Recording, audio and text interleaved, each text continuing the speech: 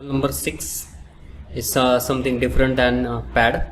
याच्यामध्ये पॅड नाही करू शकत आहे आपल्याला स्टेप वाईज. ह्यामधल्या सेक्शनसाठी तुम्ही पॅड बनवू शकता, म्हणजे हा सेक्शन बनवून. बट हे जे राईट साईड आणि लेफ्ट साईडला दोन टेपर्ड शेप्स आहेत त्याच्यासाठी आम्ही पॅड यूज नाही करू शकत आहे.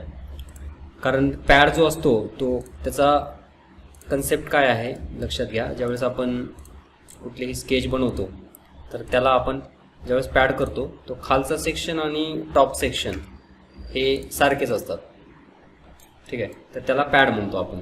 बट या ड्रॉइंगमध्ये जर बघितलं आपण तर याचा खालचा सेक्शन काही रेक्टँग्युलर आहे आणि टॉपला एक पॉईंट आहे त्या ठिकाणी. तर अशा प्रकारे हे पॉईंट आहे. तर बाकीच्या सॉफ्टवेअरमध्ये जो लोफ्ट कमांड असते, मल्टी सेक्शन सॉलिड आहे याच्यामध्ये, तर त्याच्यामध्ये खालची रेक्टँगल आपण क्रिएट करतो आणि वरी समथिंग हाईटवरती पॉईंट देऊन ते कनेक्ट करतो, म्हणजे automatic we will get that geometry. But कटियामध्ये त्या पॉईंटनी आपण त्याला मल्टी सेक्शन सॉलिड नाही करू शकत आहे. So we have another option that is a solid combine.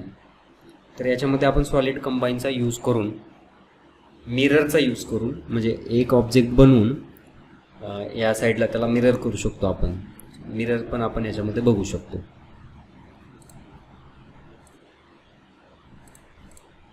तर solid combine option sketch based फीचरमध्ये इथं सॉलिड कंबाईन आहे, नावातच आहे. दोन स्केचेसला आपण कंबाईन करून त्याचं सॉलिड क्रिएट करू शकतो. So we needs to have 2 sketches.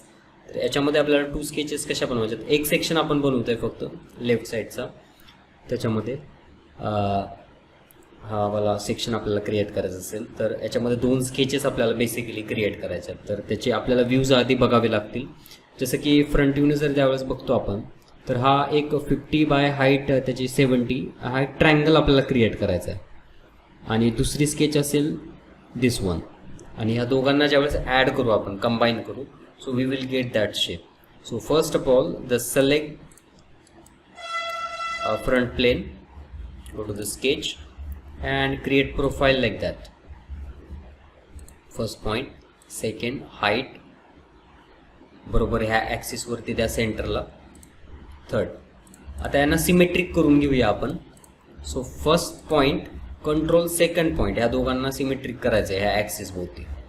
Select the axis, control एवढं करून कन्स्ट्रेंटमध्ये जावा आणि सिमेट्रिक करा. म्हणजे आपण ज्यावेळेस डायमेन्शन्स देऊ त्याला, खालची हे डायमेन्शन 50, सो ऑटोमॅटिकली ते दोन्हीकडे सिमेट्रिकली ॲड होईल.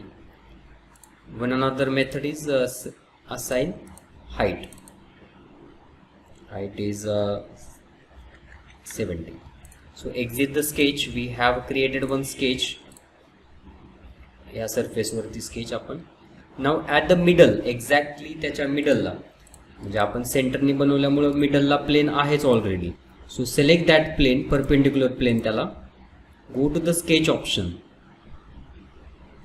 फिट करायला ड्रॉइंगला, झूम आउट. हा पॉईंट मला तिथं पाहिजे किंवा ही लाईनच पूर्ण मला प्रोजेक्ट करायचे त्या प्लेनवरती. But make sure construction element on करा. नंतर बाहेर क्लिक करून याला ऑफ करून घ्या. And then connect this point. इथून बरोबर पॉईंटमधून लाईन आली पाहिजे ते, त्याच्यामुळं प्रोजेक्ट करणं महत्त्वाचं आहे. इथून इथपर्यंत, then this one and again हे क्लोज करून घ्या. देन हाईट सेम राहील आपली, फक्त ही जी लेंथ आहे 20 आहे. तर एकच डायमेन्शन टाकून आपण त्याला आयसो कन्स्ट्रेंट करू शकतो. म्हणजे ह्या 2 स्केच आपल्याला क्रिएट करायचे आहेत. And just click on the solid combine, profile 1, profile 2 दोन्ही सिलेक्ट करायचे आहेत. Click on okay. तर हा शेप तुम्हाला एक साईडचा भेटून जाईल, ठीक आहे. आता हा सेकंडवाला जो शेप असेल, सो वी कॅन याला रोटेट करा. फ्लॅटवाला जो सरफेस आहे हा बघा, हा टेपर्डवाला आहे, हा अँगल आहे या सरफेसवरती. हा नाही सिलेक्ट करायचा आपल्याला. फ्लॅट स्ट्रेट तिथं स्केच आपण बनवू शकतो. ही डायरेक्टली प्रोजेक्ट करा आता या ठिकाणी, म्हणजे ही ती लाईन मला पाहिजे तिथं, ठीक आहे. तर ह्याला आता कन्स्ट्रक्शन करण्याची गरज नाही, कारण मला ही स्केच बनवायची आता 1 2 3 4. So I need that line. बाकीच्या रिमेनिंग लाईन्स फक्त क्रिएट करायचं. थोडक्यात प्रोजेक्ट करणं म्हणजे ती स्केच त्या ठिकाणी बनवणं. So I just need to give the dimensions. आता टोटल हाईट आहे, याची लेंथ आहे 50, 15, 15. So 80. 80 and the height one is 35.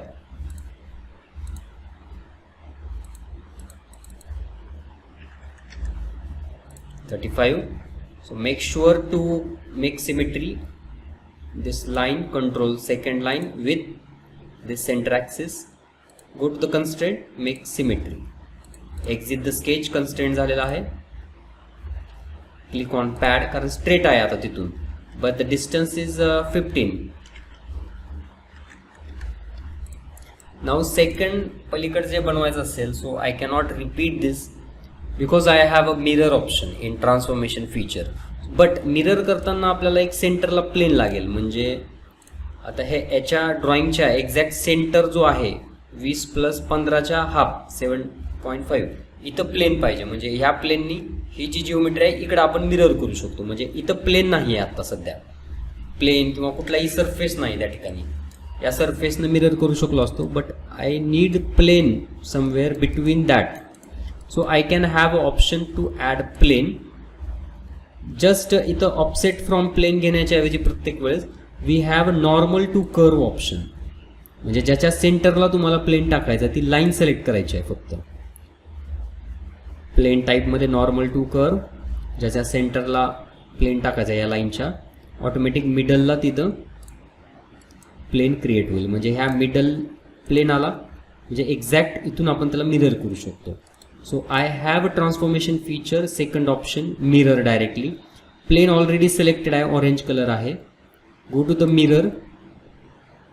आता करंट सॉलिड ज्यावेळेस आपण क्लिक करतो तर पूर्ण करंट सॉलिड जो आहे तो मिरर झाला त्या ठिकाणी. ओके, तर ते अवॉइड करण्यासाठी what we can do is आपण कॅन्सल करूया, डिसिलेक्ट करू प्लेनला. आधी फक्त जो पार्ट बॉडीला एक्सपांड करतो मी, कंबाईनवाला ऑप्शन म्हणजे यालाच फक्त आपल्याला मिरर करायचं. तर स्पेसिफिकेशन ट्रीमध्ये जाऊन सिलेक्ट द कंबाईन म्हणजे ज्याला मिरर करायचं आहे. Then go to the mirror, then select the plane and click on okay. So automatically फक्त तेवढाच फीचर जो आहे तो मिरर होईल. सो अशा प्रकारे सॉलिड कंबाईन आणि मिररचा ऑप्शन यूज करून आपण हे मॉडेल क्रिएट करू शकतो.